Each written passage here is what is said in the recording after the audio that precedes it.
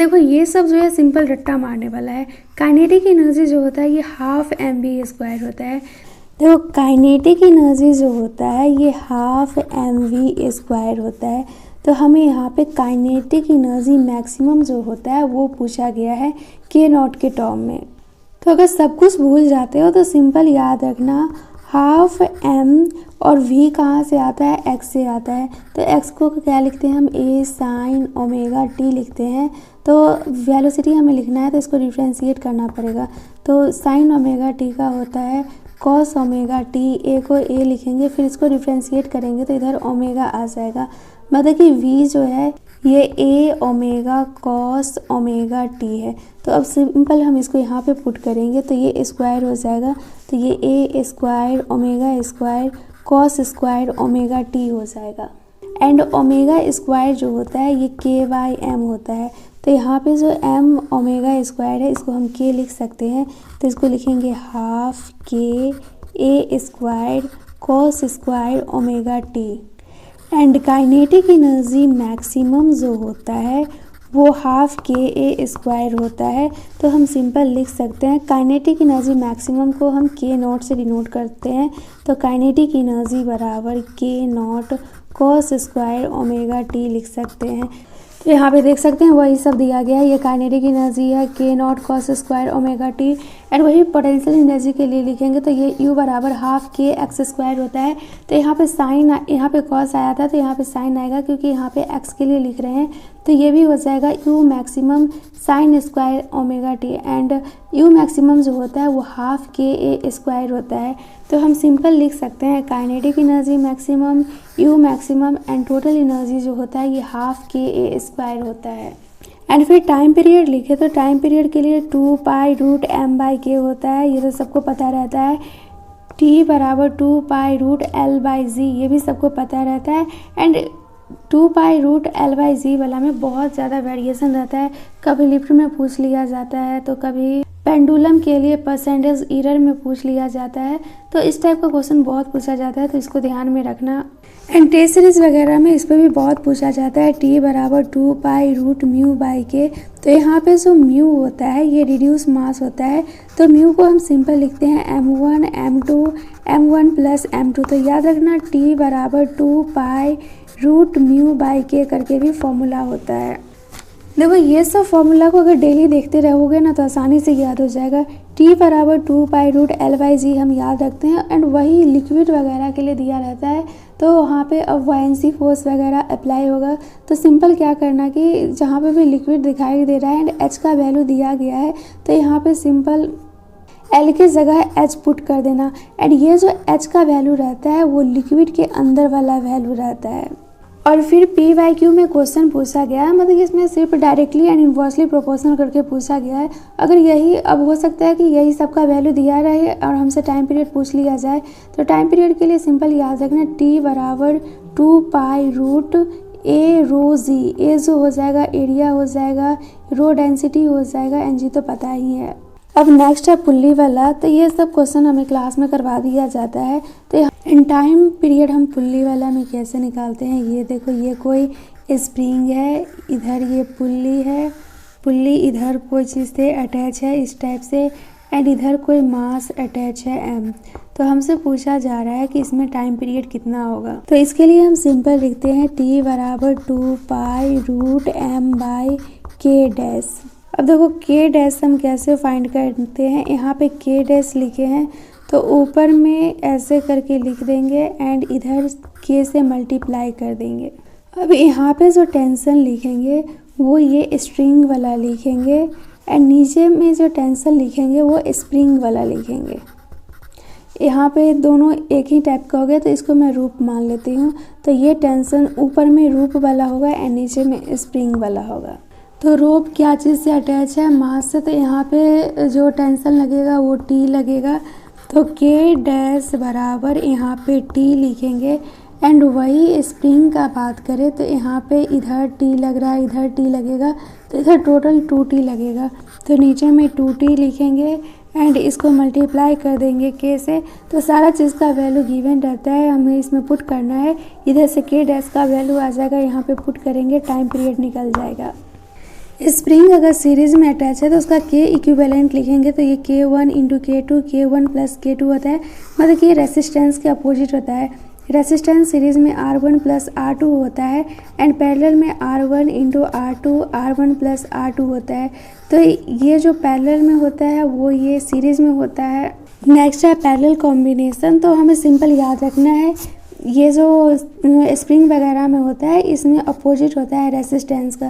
तो रेसिस्टेंस में अगर हम देखें तो पैरेलल में होगा R1 into R2 R1 plus R2, but यहाँ पे उल्टा हो जाएगा, यहाँ पे K1 प्लस K2 होगा।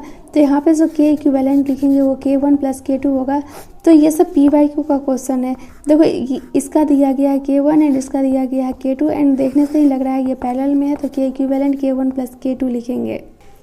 एंड ये भी क्वेश्चन PYQ का ही है, स्प्रिंग कटिंग वगैरह में पूछा जाता है। तो स्प्रिंग कटिंग का क्वेश्चन बहुत ही सिंपल होता है। सिंपल हमें याद रखना रहता है कि जो होता है ये इन्वर्सली प्रोपोर्शनल लेंथ का होता है। नेक्स्ट है एंगुलर SHM। तो एंगुलर SHM के लिए हम फॉर्मूला लिखते हैं 2 पाई रूट आई बाई के एंड ये आई जो होता है ये मोमेंट ऑफ इनर्शिया होता है। एंड नेक्स्ट टाइम पीरियड के लिए लिखे तो ये हो जाएगा 2 pi root I mg into L. देखो ये कोई रोड है एंड ये अटैच है इंड, मतलब कि इसका जो एक इंड है उधर से वो अटैच है, मतलब कि पाइवोटेड है। तो इसमें हमसे पूछा जा रहा है कि टाइम पीरियड कितना होगा।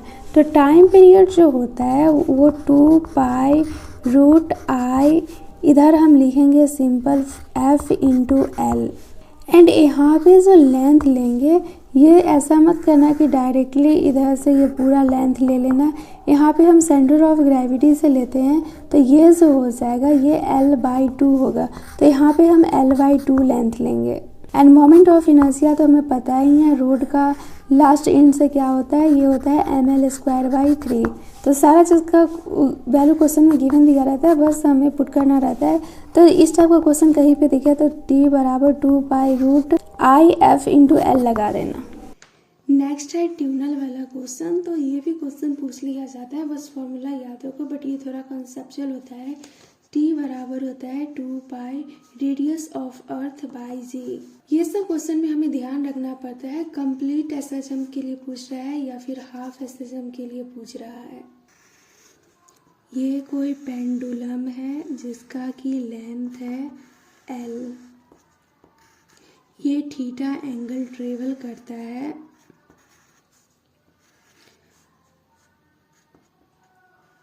तो ये हाइट हो जाएगा h। तो इसमें हम ये सब क्वेश्चन में जो भी पूछा जाएगा ना, सिंपल मैकेनिकल एनर्जी कंजर्वेशन लगा देना, U प्लस के ई इनिशियल बराबर U प्लस के ई फाइनल। मैकेनिकल एनर्जी कंजर्वेशन लगाए हैं तो हमें हाइट का नीड पड़ेगा। तो ये हाइट हम निकालेंगे कैसे, तो इसके लिए सिंपल सा फंडा है, ये लेंथ L था तो ये लेंथ L हो जाएगा एंड ये जो लेंथ होगा ये L डैश होगा। तो अगर हमें हाइट फाइंड करना है तो L में से माइनस कर देंगे L डैश, तो हाइट आ जाएगा। अब देखो ये वाला एक ट्रिक होता है याद करने का, पंडित बद्री प्रसाद हर हर बोले सोना चांदी तौले। तो हम यहाँ पे साइन लगाएंगे, कॉस लगाएंगे या टेन लगाएंगे, तो वो क्वेश्चन पे डिपेंड करेगा। हमें चाहिए क्या, L डैश। तो देखो सिंपल यहाँ पे हम लगाएंगे कॉस थीटा। तो कॉस थीटा क्या होता है, बेस बाय हाइपोटेनस। तो ये थीटा है तो ये बेस हो जाएगा L डैश एंड हाइपोटेनस में हो जाएगा L। तो L डैश को हम लिख सकते हैं L कॉस थीटा, ये हो गया L डैश। तो इसको सिंपल यहाँ पे पुट कर देंगे तो हाइट जो होगा वो L minus L cos theta होगा। तो इसको हम कॉमन लेके, मतलब कि जैसे क्वेश्चन में पूछा होगा वैसे पुट कर देंगे। नेक्स्ट ये टाइप का क्वेश्चन PYQ में कितना बार रिपीट किया गया है। दो पेंडुलम है जिसका कि लेंथ 5 मीटर है, मतलब कि एक L1 एक का 5 मीटर है एंड दूसरा का 20 मीटर है। तो 5 मीटर का फ्रीक्वेंसी F1 लेंगे एंड 20 मीटर का फ्रीक्वेंसी F2 लेंगे। तो अब इसको निकालना सिंपल है, हमसे इसमें सिंपल कंप्लीट ऑक्सीलेशन पूछा गया, मतलब कि फ्रीक्वेंसी पूछा जा रहा है। तो हमें टाइम पीरियड का फॉर्मूला पता है, T बराबर 2 पाई रूट L/G होता है। तो अब हम टी बराबर 1/f होता है तो फ्रीक्वेंसी लिखेंगे तो सिंपल ये उल्टा हो जाएगा, ऊपर में जी होगा, नीचे में 2π√L, ऊपर में √G हो जाएगा।